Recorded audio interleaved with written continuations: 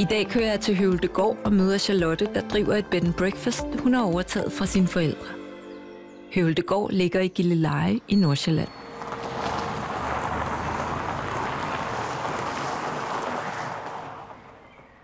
Velkommen til Høveldegård. Tak.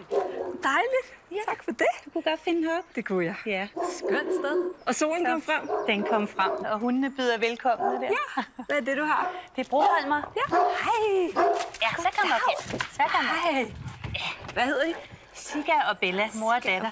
No. Jeg har glædet mig til, at du kom. Tak. Jeg glæder mig til at vise det hele frem. Nej, det er fint.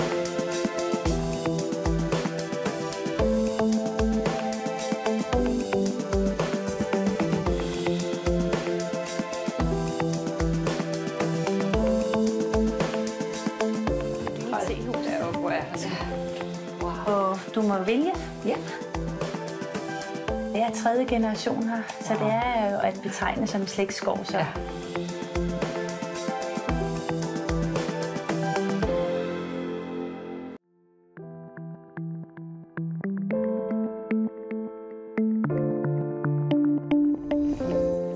Nå, men skal vi tage sådan en lille snak herinde? Ja, skønt.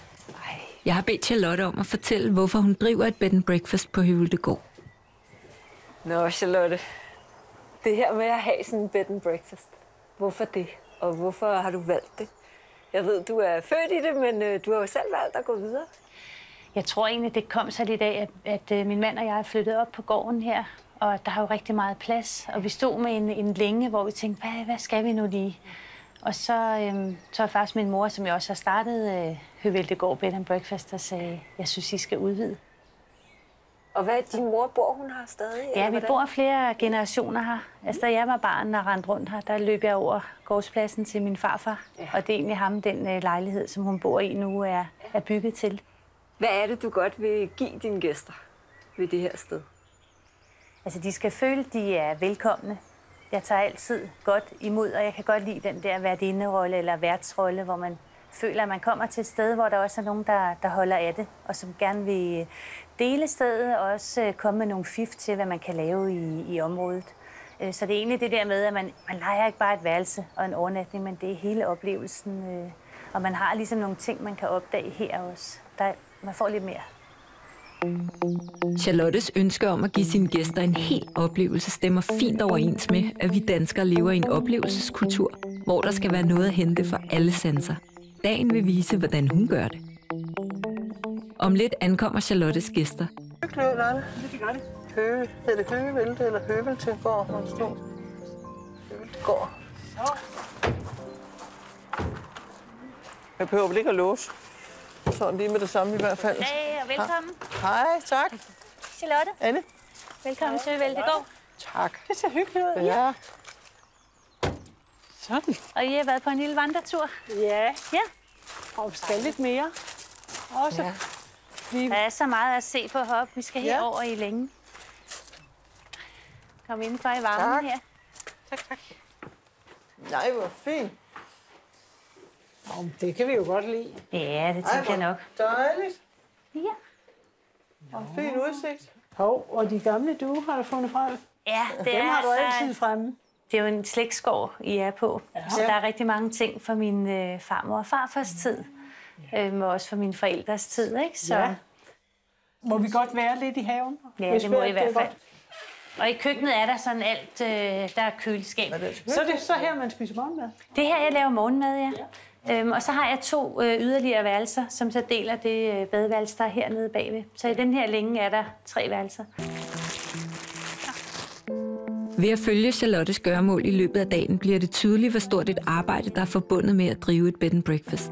Og at hun gør alt, hvad hun kan for at skabe den optimale oplevelse for sine gæster med morgenmad, hjemlighed, idylliske omgivelser, samtidig med, at hun forsørger sin familie.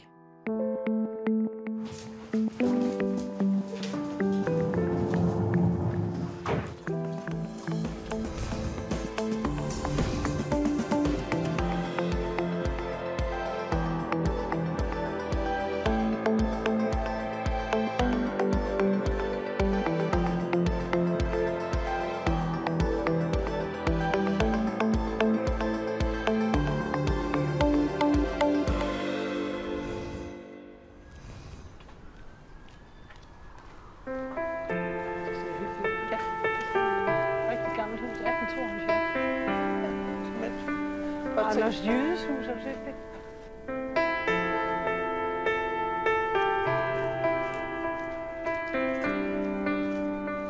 Prøv at se, Anne, de laver sådan noget med stråsag, det stopper. Så lige tegl, så det ikke er så mørkt inde i husen.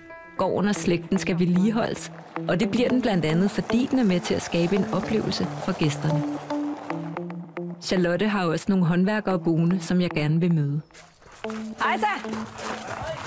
I insisterer på grill alligevel? Ja, hej, jeg hedder Rikke. Og I bor her? Det gør jeg så også i nat. Hej. Hej. Jeg hedder Rikke. Hvordan er det at komme sådan et sted her, i stedet for et sommerhus? Hvad er det her kan? Her så er der jo hele tiden rent og frisk og godt. Ja, fordi der er en vært, der går og passer på jer. Der er dejligt og roligt. Kunne I have boet på et hotel, for eksempel? Okay, ja. Ja. Hvad ville det så være for noget? Går måske mere tættere sammen her jo. Ja. På et hotel, der kommer du bare ind på et hotelværelse jo. Ja.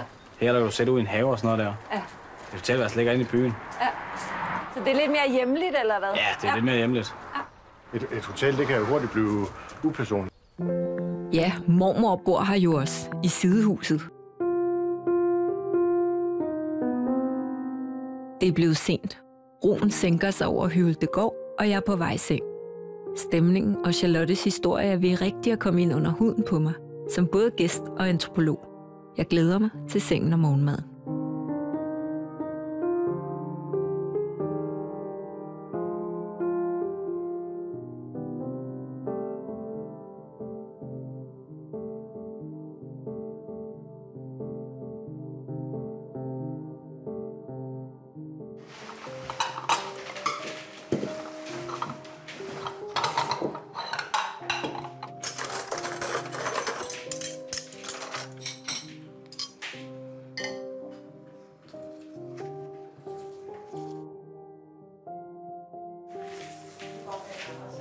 Kommer vi sammen med missen her?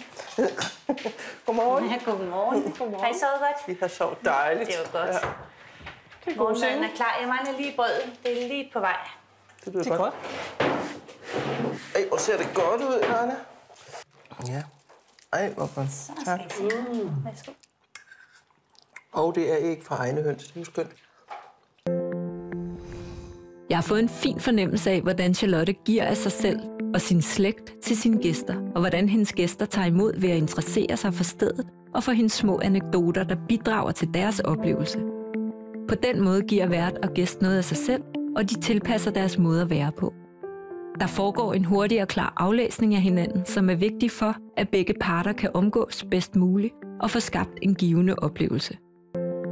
Jeg har været glad for at møde disse mennesker, og jeg har set, hvordan vi danskere faktisk gerne vil hinanden, og ovenikøbet er ret dygtige til at læse hinanden, når man som her blander menneskelige møder med køb og service og økonomi. Hvis jeg skulle nævne 3 ord af, hvad jeg tager med mig og om det her sted, så er det, at det er et livsværk, og bliver fortalt livshistorie. Det er det her balancen mellem at yde og virkelig sådan tage ansvar og knokle for at gøre det til et smukt sted.